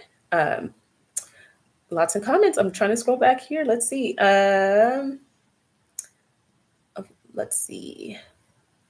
What are your thoughts on the various different holiday uniforms? Raiderettes and DCC have the cutest ones, in my opinion. So let me tell you how my intern Kayla had mentioned like doing a holiday uniforms cheer chat together, and we just it was really hard to like. I mean, we know that you guys probably see the same things, right? But we wanted to have like visuals to kind of speak to, and we're like, how the hell are we going to do that over Instagram Live? So it kind of fell apart and fizzled. But just going off of memory, I definitely love the Raiderettes holiday uniform. Um, DCC, I think the Christmas show that they do, especially when the thing lights up in the whole 9 yards, I love that aspect of it, like the light up thing, like in terms of just the red, the shirt and the shorts. Yeah, I'm kind of like, meh. The Seahawks did have a new white, snowy white winter wonderland new look that they debuted this year. I'm still on the fence about how I feel about it. I mean, we had this like not royal blue. It was like a navy blue, velvety, um, whatever. It was blue, so it kind of spoke Seahawks, right? Um, but it would choke you in the neck area. It kind of had like some rhinestone band around the neckline. But just being in that dress for like our Mariah Carey themed look performance that we did pregame, like it was just a moment. Okay, it was a moment. And while it was not like the most beautiful thing, I mean, it had like the what do you call that? Marabou, caribou. I am not a fashionista, okay, but it had all that kind of fluff, and it was just so you just felt like I don't know, you just felt beautiful in it. And then there's similar aspects to the Seahawks one. I think I like it. I just wish it had more elements of like our colors. The fact that it's stark white throws me off. I'm just gonna say that. That's probably what I kind of don't like about it. But it was just nice to see that they kind of changed it up a little bit because that blue dress had probably needed to be retired. But yeah, there I would want to do like a really good job of showing like all of the the different options, or at least kind of understanding too, even with NBA too, because I do see some really, really cute NBA holiday uniforms. So maybe next time I go live, I'll just give a recap of my favorite ones across both NFL, NBA. Let's do that, because if it's a little late, my bad. But it's, again, I wanted to have visuals, and maybe I'll print shit out. Who knows? But there's some cute ones out there, and I think NBA is kind of winning in my book on the cute holiday uniforms. Let's see.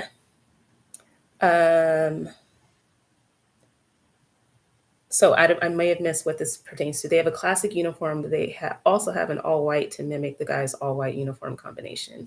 Oh, are you talking about the Bengals? Oh, she's saying she's partial to Cincinnati. Yeah. So they have an all white to match their guys.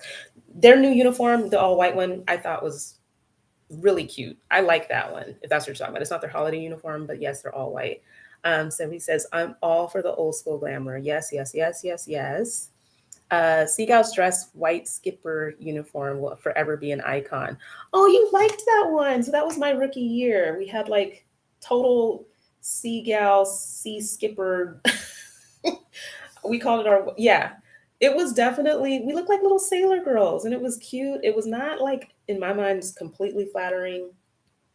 The shorts weren't, but the sailor top, and there were certain aspects that carried over to when we got the really, really blinged out one, which I still think is so beautiful, that I hate that we don't have anymore. But yes, the whole sailor vibe with Seattle, obviously, like I just loved it. I love that you remember that. PD, you are all up in the comments. I love it. Seahawks holiday was very nice. Okay, so you guys like the all white holiday uniform. Okay. Seagulls had some of the sleekest uniforms back in the day. We had like a whole sleeve of rhinestones. Like, I'm telling you, and the fact that this woman made them by hand, I'm just saying, like, I mean, I know DCC is iconic, but I just felt like ours was really, really up there too. Um, let's see. The amount of creativity to use a sailor uniform for Seagulls was just so damn beautiful. I love the love up in here. We got some former Seagulls in the room, so you guys are giving us lots and lots of love. DCC needs to do a blue velvet. The blue is the brand. Yes, versus the red. I think that's why I don't like the DCC holiday uniform that much, with it being red. I mean, I get that it's holiday and Christmas, but the Cowboys is just so blue. It just feels weird seeing it in red. I don't know. It doesn't connect for me. So people are feeling the idea of blue velvet versus red, I guess. Navy blue. Rebel Athletic always does so good on DCC uniforms. I think they know how to make a goddamn good short, like a good little booty short that is complimentary, curve fitting, and comfortable looking too.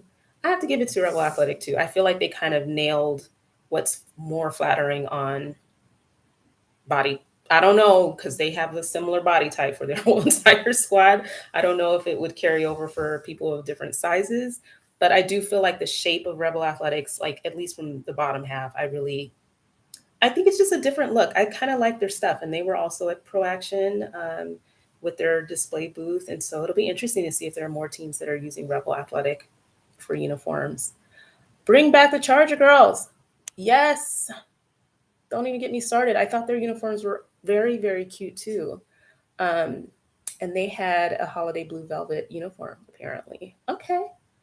Um, Blue velvet would eat, somebody says. Okay, so you're hearing it here first. People want to see blue velvet on those Cowboys cheerleaders. Um, and people want the Charger girls uniforms, period. The Denver Nuggets holiday blue dress was cute. I agree. That's actually who I was thinking of when I said NBA. I thought that their holiday uniforms were really, really cute. I like them. Um, I'm trying to remember who else stood out. See, that's why I'm gonna go back and come up with a whole little list of my favorites. Somebody says I wore the Charger girls blue velvet. Oh, see, it makes me want to like go back and look at pictures, because we had something going right back in the day. I love the Seagulls uniforms. They were always my favorite at All Pro. Oh yeah, when we had the dance conventions, because we just were blingy as all get out, and that's what made us stand out, in my opinion. Um, yes, because cheer is about glamour and comfort, and Rebel Athletics understands the assignment of All Star Cheer. Ah, I see. Okay, so you're kind of explaining why Rebel Athletic, because you have to be able to move clearly for All-Star Cheer, but also still look glamorous at the same time. Yeah, I think they kind of nail it. At least, again, I'm going off the shorts. That's what stands out to me. Um, let's see. I'm at the bottom of the comments actually. Wow. Gold Rush did the basic Santa romper from Dallas wear with white boots. Though basic, it was glad to see Gold Rush glam again. Interesting. Yeah, like I think again, I want everybody out of tennis shoes and I want glam and I want the guys, if they are part of the team, to also have that same elevation in their style and look, whatever that means. Give them a little something, something. I don't know if the guys are like, do not put bling on me. That's just not it. Like, but people should just, experiment around. So this was so fun. I did not know I got to talk holiday with you guys, but I missed you last week for Christmas. And shit, 2022 is almost over. So let's just go for it. Thanks for hanging with me. Why did they throw the male Gold Rush in an ugly sweater? I was like, why? Oh, I need to go back and look at what the Gold Rush did. Yeah, I feel like the guys get thrown in some. Again, it's just the brand like crazy. I think the Seahawks did that before they made this shift. They did give the guys a white sweater that kind of was complimentary to what the girls were wearing. But yeah, I have seen them. I think before that, they just threw an ugly sweater on the guys. And again, it's just like, is that the best we can do? I don't know. Probably not. So I hope they'll just keep trying. And maybe the guys can be a little vocal of like what they maybe would like to see without sounding like, they're running things. Um, so anyway, last parting thoughts, because you guys have been so good at hanging with me this long. This is 2022 year in review. You guys have already touched on one of the things that I wanted to talk about. I'm just going to share some highlights from looking back on 2022 again. I feel like 2021, I was on this like, I'm going to as many games as I can. I'm going to go out and see as many teams perform. I'm going to meet people. And I feel like 2022, I didn't get to do that as much. And I'll just say, for people who don't know, like everything about this podcast, Instagram, it's all from my pocket. And, I love the investment that I've made over the years, but traveling, flights, hotels, you know, whatever else that goes into it, right? To try to be there and coming to see you guys in person. You know, it's a lot. It adds up really quickly. I went so many places in 2021 and I had to like calm down for 2022. But one of the highlights was going to Pro Bowl, obviously, last year, even though it wasn't the full time that I wanted to spend there. But the conventions that I went to this past year did kind of make up for it because I got to see more people by attending Pro Action. This was my first time attending Choreography Pros Dance Convention, and I'm so glad that I went. I really am excited about going next year.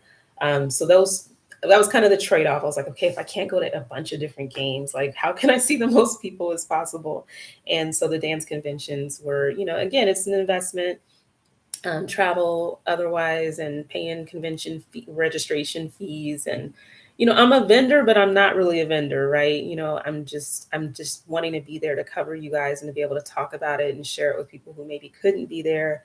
But those were great moments for me to be able to see you and meet you in person. Like it's kind of like my wow moment of watching you guys perform. I can't go to every single game to see it, but it was just really special watching you guys shine in your element at these dance conventions. Which brings me to another highlight of 2022 was getting my first intern, Kayla. Thank you for putting up with me, Kayla. I know that, again, like have not been able to compensate you in the way that I would love to, but I just appreciate you reaching out to me and offering to help, knowing that this was a one woman show and that I suck at social media and that I needed some help. And I just love you and appreciate you coming into my life. I just adore you and thank you for everything. Um, you guys know that this past year I stopped producing episodes except when I came out of retirement to interview Quentin and Maddie to talk about Amazing Race, but that had to happen. But it was a hard decision, and it was a big moment to kind of reach 10 seasons. And there were just some episodes that I really, really wanted to have before I retired the podcast. And so I'm just shouting out like that. I cannot shout out all my favorites of all time, but for this past season, I mean, I'm really happy that I got my Rock the Boat interview. Um, focusing and highlighting Asian American and Pacific Islander cheerleaders and dancers in this pro space, especially in light of, just the Stop Asian Hate movement. Like, it was really important to me to have that episode. And I was just really thankful for the group that was gathered to be a part of that, and very special for me. And I was really happy about it. I finally got to do my hip hop episode talking about like hip hop and cultural appropriation and teams, developing a hip hop crew or team, or incorporating hip hop more into their style of performing. And it was just a very authentic and raw conversation about it. And I just loved, again, the group of people that I was able to pull together for that important conversation. If you haven't listened to these episodes, check it out. Rock the Boat, Hip Hop Hooray. And these are just things that I just want to say because I admire you guys all so much, and I wish I could interview you all individually. But getting to sit down with Quint. Okay, it's pausing due to bad connection again. Sorry, it paused. But getting to meet Quentin and Shania from Raiders and Emily, these are people that I've followed and admired, and there I can name everybody, every guest I've had. I've just really been excited to talk to you, and because I've stalked you on social media for years. But I just want to say that these episodes like stand out to me because it was just kind of like, I finally get to talk to you. Like, finally, finally, finally. It's not an Instagram, you know, conversation or DM. We're actually, connecting over Zoom and creating some really great conversations and moments. And so I was just glad that I was able to meet. I'm mentioning Emily. She's a former Rams cheerleader. The episode is called Unwritten. Shania, again from Raiders, was called Beautiful, and Last Dance with Quentin before he retired. So again, just really exciting to meet you guys. And again, the times that I got to travel in 2022 to see you and meet you in person, there's so many people that come to mind that I can't call out everybody. But the last thing that's on my list for the standout moments was going to the Baltimore Ravens game, because Ray just made me feel so welcome, and I had such a great time. That was just one of the moments that really stands out to me as well, because I've loved him from like the minute that I came across just his beautiful personality, and being able to go to the Ravens game to see stunting in a pro setting and how they kind of perform together as a team was really cool for me. And I'm really, really happy that I was able to, that was like the one like game that I went to in terms of traveling. And so I'm glad it was the Ravens. And thank you so much for your hospitality. Thank you to everybody who's ever hosted me and allowed me to come into your locker rooms and come to your court rehearsals and field practices. I wish that I could do more of that, and hopefully 2023 will involve that. Um, let's see, what did I miss? Yes, more collabs here in the Bay. Gold Rush and Warriors meet for community events, and it's phenomenal. Yeah, I love that too. I just think, I love seeing the meshing, right? Because we are all one community of people. So um, I love to hear that that's happening. Somebody asked me my thoughts on the Radio City Rockettes / Nick City Dancers collab. They've been putting out a lot of content lately. And I think it's super smart. I mean, this is a business, right? So Madison Square Gardens, the entity that kind of runs that and like owns the Rockettes and stuff. And so the Nick City Dancers having a collab with one of their other brands, like performance brands with the Rockettes, is super smart. I think they are definitely trying to take game day entertainment by storm this year. And that's kind of leading into my observations / lessons that I'm going to share before I let you guys go. I cannot believe I've been talking to y'all for damn near 2 hours. But well, since you asked, I do think it's very, very smart branding for them, because they are connected with the same ownership. And why not show that crossover, right? And having a performance where if you're going to a Knicks game, you have the benefit of seeing this new branded Knicks City Dancers, and wow, you get a taste of going to a Rockette show. I don't know if they have them on the court or if they've just been doing, content, because they've posted lots and lots and lots of content, whether it's on TikTok or Instagram, where they're kind of showing behind the scenes of what they do on game day. But they come and they do their rehearsals, and then they just have a whole segment of their day that's just filming TikToks and content and things like that. And so they're really onto something there. I think they understand where the space has been moving for a very long time in terms of utilizing social media and creating that merging of audiences, right? Where people who are at a basketball game are just getting entertained like they're at like a Broadway show on top of it, or it's really interesting. I think when I think of like huge moments in 2022, I think the rebranding of the Nick City Dancers was one of those huge moments in history. I think because of the shift that they were trying to make towards paying their dancers an actual salary. Like we've heard that it's 80K or something in that ballpark. Again, for New York, maybe that's not enough, but at least it's more than everybody else is making. But just this thought around kind of like they are really trying to flip the script on the space, what you can expect to see when you see a dance team perform at an NBA game. And I just think it made me pause a little bit on terms of like understanding innovation, right? Like that you have to continue to kind of balance tradition with moving forward and kind of keeping things spicy and interesting, right? Because I do think there's this risk of us just continuing on the same path if we're not really being appreciated for it, or people are kind of getting bored with it, or whatever it might be. Like, what are we going to do about it?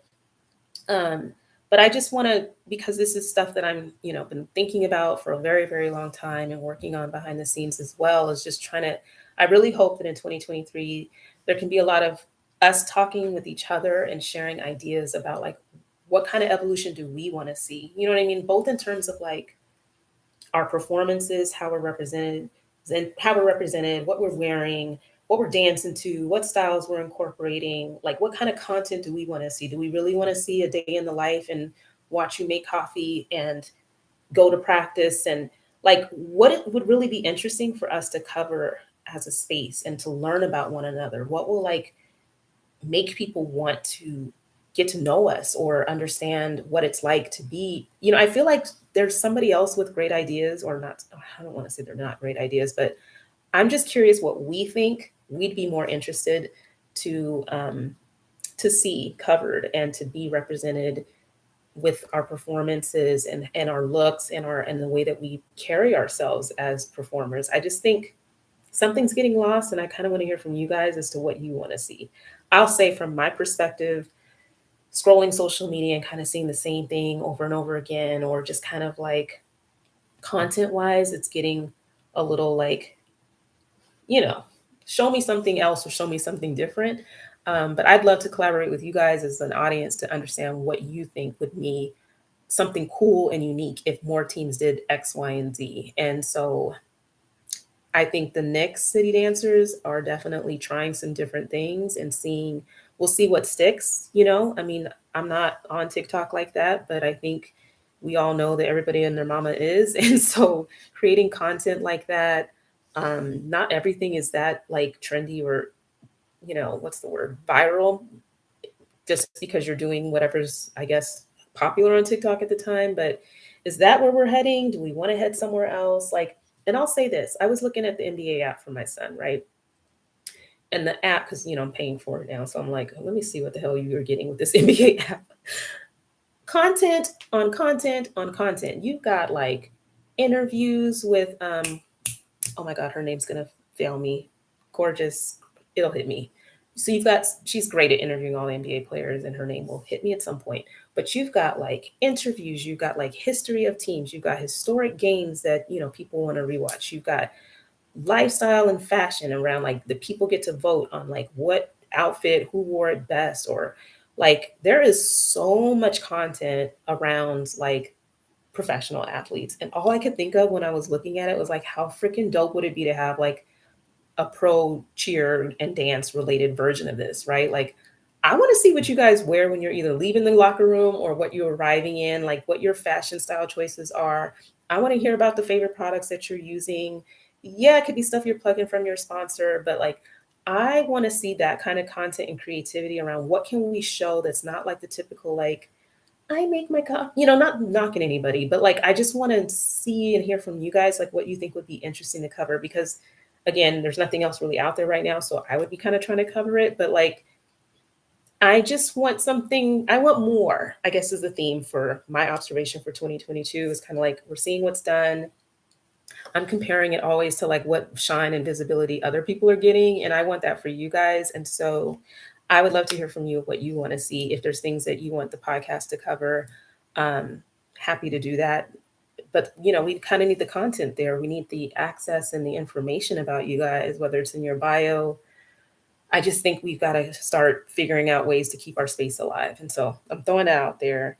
The other major observation from 2022 that I want to throw in the mix is just kind of, DCC and like making the team not being revived. I mean, we didn't know what was going on at the beginning of the year, whenever it was when the announcement was made. I swore they were going to get picked up by another platform of some sort. I feel like there's a lot of changes that I'm noticing. I don't know if you guys notice it, but um, I think that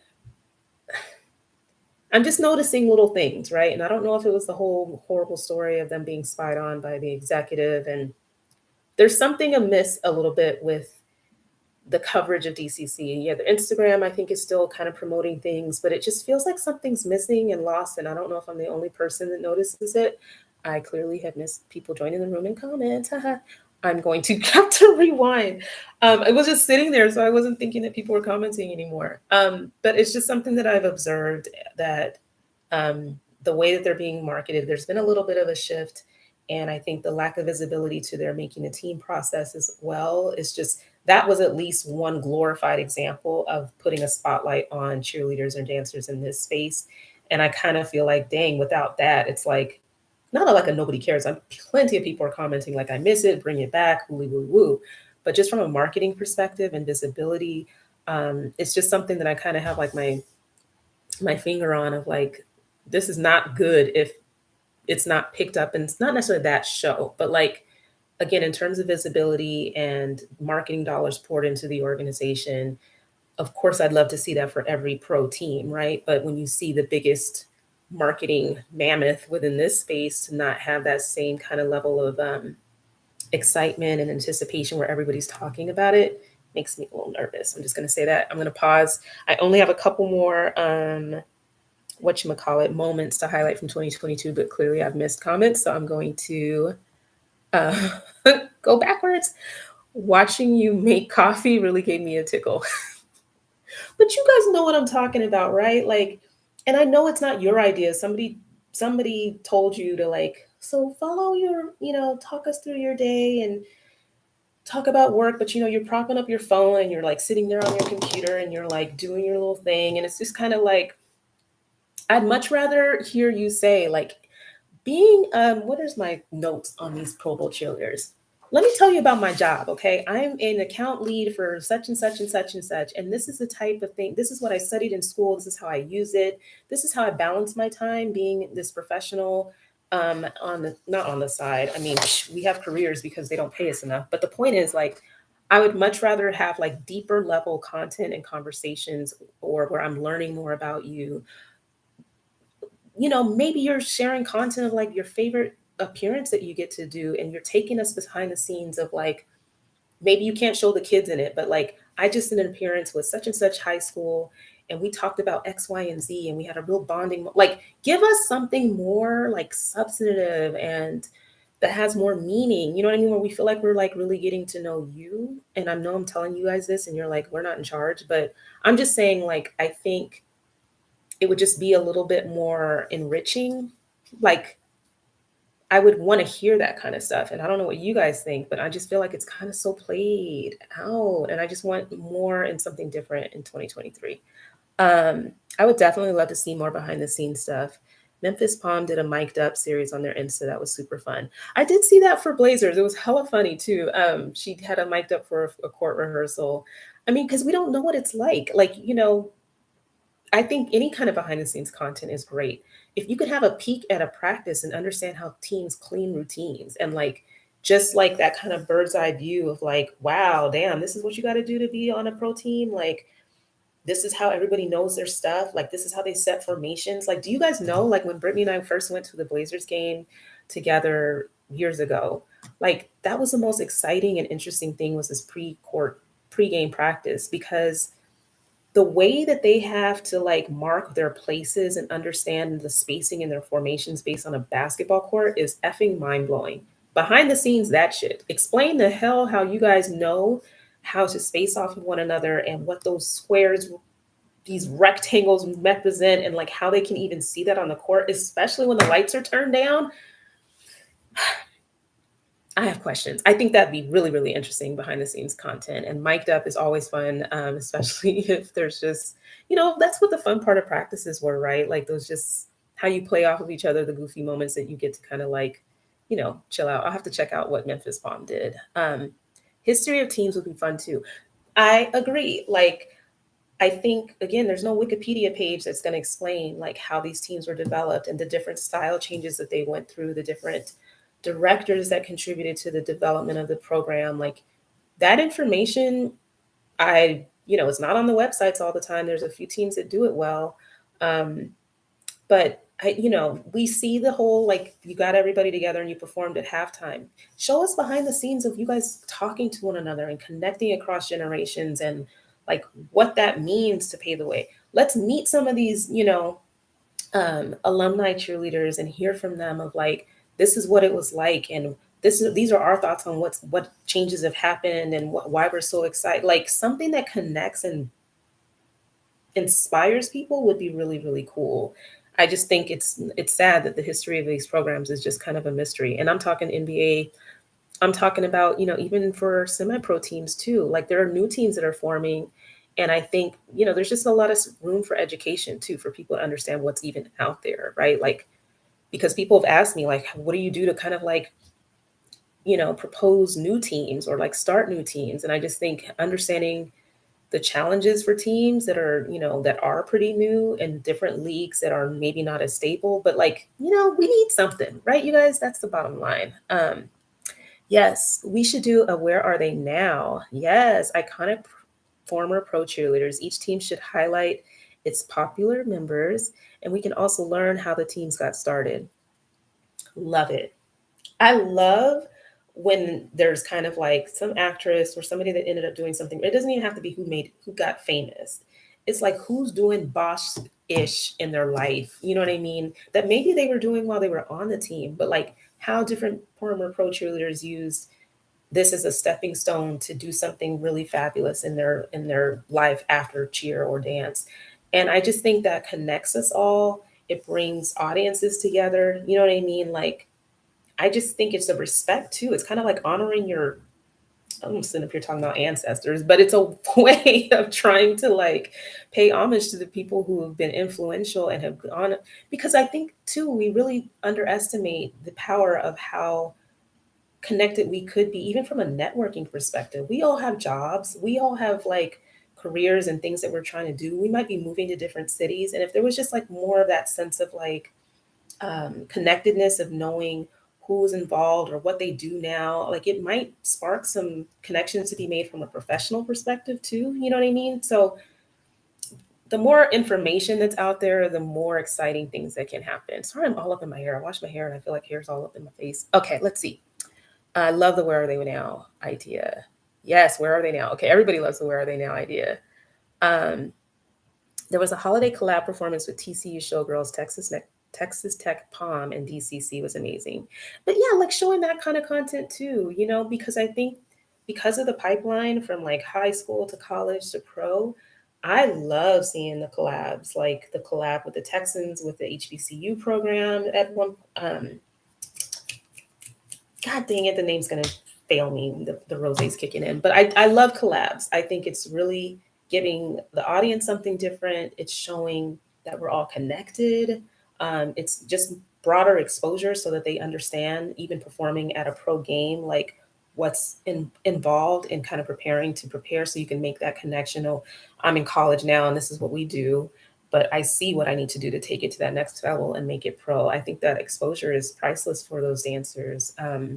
So yeah, I love the collabs. I think content around the collabs is great too. Let's see. I like how we do.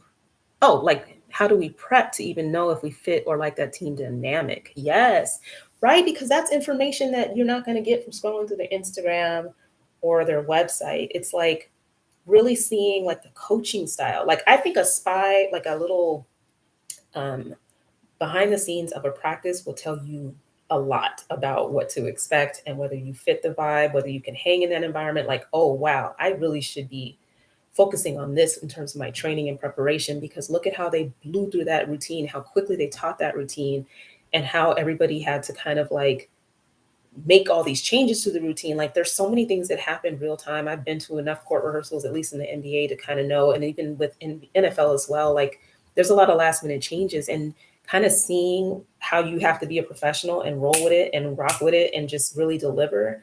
Um, and sometimes you don't get to freaking run through everything, but you still have to go out there and act like you did. I mean, these are things that I think people would really benefit from seeing as well.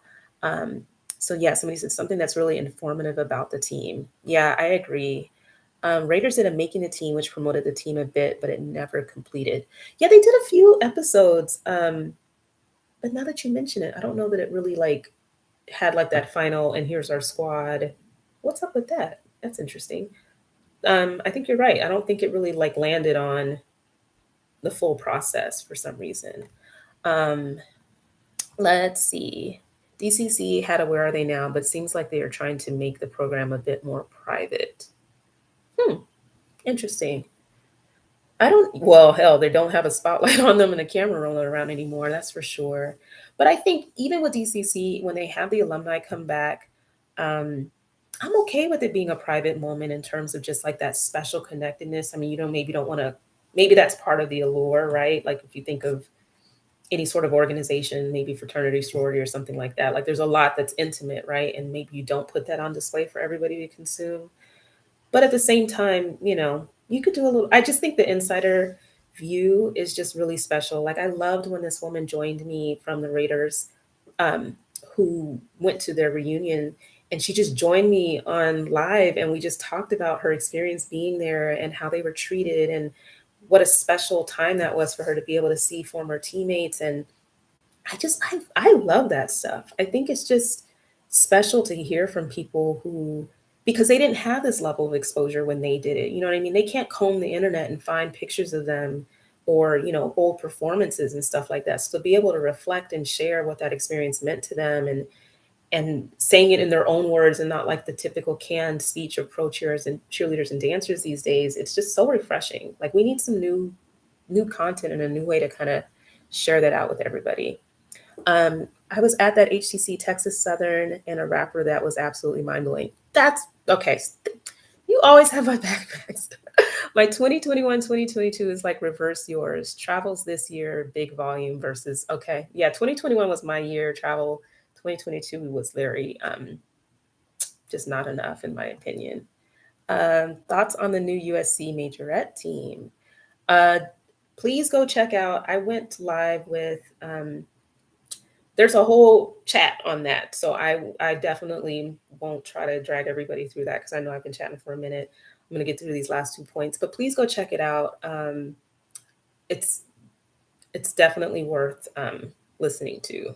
Uh, let's see. Um, oh, that was you. I'm sorry. I'm sorry. I'm like all over the place. Yes, of coming and joining me and talking about Raiders. That was her, and it was amazing. I'm so sorry I didn't make the connection right away that was been you this whole time. Thank you again for doing that, by the way. I loved hearing about your experience, and I think the alum, as fly as they are, and like, again, it lights me up. I love hearing about the alumni. Yes, I definitely was a definite highlight too. I know that I've been chatting too much, so I'm going to finish up on my last 2 points, if it's even worth mentioning at this point. I've been thriving on all this interaction. Please do this every freaking cheer chat because this is what it's all about, is going back and forth and hearing so many comments and perspectives and questions. I'm here for it. I wish Instagram would freaking play it back so people could see it. But they don't do that. The only other thing I was going to share, I mean, obviously the PBC, first male PBC, is a big moment for the year. I think ending the year with that kind of historic moment is just, it's got to make the year in review, right? Um, I think one of the things that I wanted to just share is like a lesson, and just so that you guys are kind of clear on my goal or my role with the podcast. You guys know I kind of go off on rants. I say things that maybe are difficult or not as popular to say. I'm always coming from like a good place with it. I'm very passionate. I'm opinionated, I guess. And but I've been learning this year, especially because I've ruffled some feathers. Some friendships have shifted or ended or whatever you want to call it. But I just want to say, like, I've learned that as much as I want to help everybody, I can't help everybody. I think it's sometimes I'm just really protective. I'm hella mama bearish, right? Like, I just, if I hear something that's wrong or something that is just wrong, like, I'm automatically am like thrust into like, what can I do to help? How can I change that? Is there anything I can do? And I think one of the tough lessons for me this year was just knowing that, you can't help everybody, and sometimes shit backfires, you know what I mean? And I'm not afraid to put myself out there to make that first step or move towards a change, but I'm learning how to just to be at peace with that not necessarily floating well with everybody. And I just appreciate people who have been supporters of the podcast over these past 4 years and understand me enough by now to know where I'm coming from. I think it's a difficult position to be in at times. There's a lot of politics, even with just having a podcast, or whatever. But I'm doing the best I can. I'm doing again just the best I can to try to cover this space and try to give it the respect that it deserves. If there are things that are happening that are illegal, unfair, or wrong, I am going to be inclined to want to launch in and do something to help. But I do, I've learned a lot, I guess, even in that, because people still have, hesitation around how they speak up or address situations. That I just have to be careful and mindful of the way that I try to stick my neck out to help people. I'll just say that. And I think, I just want you guys to hear it from me where I'm coming from at all times with trying to improve this space, staying in my lane as best as I can, but also just not afraid to try to extend myself. I'm going to be more diligent about it, I think, but I just want you to know where I'm coming from with it, right? It's always to just shine a light on issues that need to be talked about, and hopefully just making a difference in the way that we treat each other, the way that teams are managed. And ultimately, that's always been my goal. And this was an interesting year for me to kind of learn and reflect on that. So I just wanted to share that. And also, just because, I'm having to make some changes, again, with the way that I try to invest in the podcast, and I wish I could come out for every single game so that I can promote you guys and talk about things the way that I want to. I need to start a freaking GoFundMe or something, but I just want to let you know that I'm going to do my best to continue in 2023 to shine a light on what you guys are doing and celebrate you the way that I feel you need to be celebrated. And I just really hope, just like tonight, that we can try to like keep that dialogue going of what change do we want to see together in this space. It actually matters what you guys think and what you guys envision. And I hope you guys all take ownership in that, and care enough about that. It's not like I made a team and this is about me, where I'm just kind of posting my experience and this is the most amazing thing for me. We should be really concerned and thinking about preserving this space in the foreseeable future. There are people who don't necessarily agree that this is the best thing since sliced bread.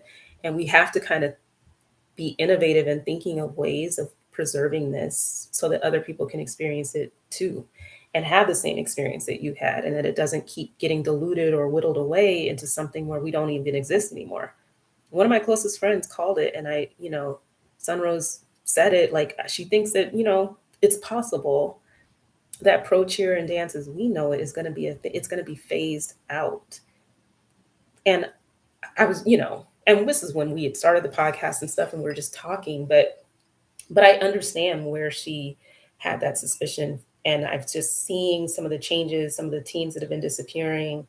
I think it's just relevant to question whether what we've been doing, what we've been celebrating is going to carry the day into the foreseeable future if we aren't all aligned and trying to and connected on how to preserve that and make sure that that's the case. And I'm going to keep trying to push the envelope as best I can. I just wanted to share that for 2023. That's my inspiration, is bringing you some more interesting and content wise, and trying to add to this space in a way that keeps this alive. And I hope you all take ownership in that as well. Thank you so much for being a part of this with me for the past 4 years, if you have been here for the past 4 years.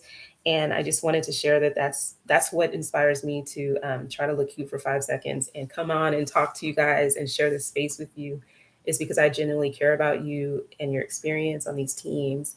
I want to highlight as much as possible what you're enjoying, how talented and amazing you are, what maybe needs to be addressed because it's not right, it's wrong, and just advocating for the treatment and the respect that you deserve. That's my TED talk. There's a question: have you thought about having city interns and having them go to games and promoting the team and getting more content? No, I have not thought of that. It's paused due to poor connection. Sorry, pause due to poor connection. That is a freaking amazing idea. Thank you so much for that. I have not thought of that. I was so grateful for the intern that reached out to me. Again, I'm not in a position where I can pay people, and I believe everybody should be paid for their work. But that is something that is worth thinking through in terms of like, because if anybody's going to a game, like even your friends that go to your games with your tickets, like trying to capture that content and that performance, like, I know you might be limited in what you can post because of music licensing, but like content wise, just being able to like hear even a recap of what you thought of a performance. Like I just imagine it similar to like how athletes are interviewed after games and they're talking about like, yeah, this is what I was thinking about. Like even if it's just the fans' take on what they just witnessed, and pumping it up and saying like, oh my gosh, this happened, that happened.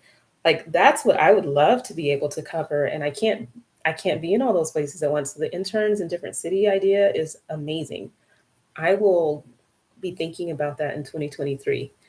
You're doing amazing. Thank you for being our anchor. Oh, thank you so much. You're in San Francisco and a huge Cowboys fan, but would love to go to a Niner team and Warriors game and report back.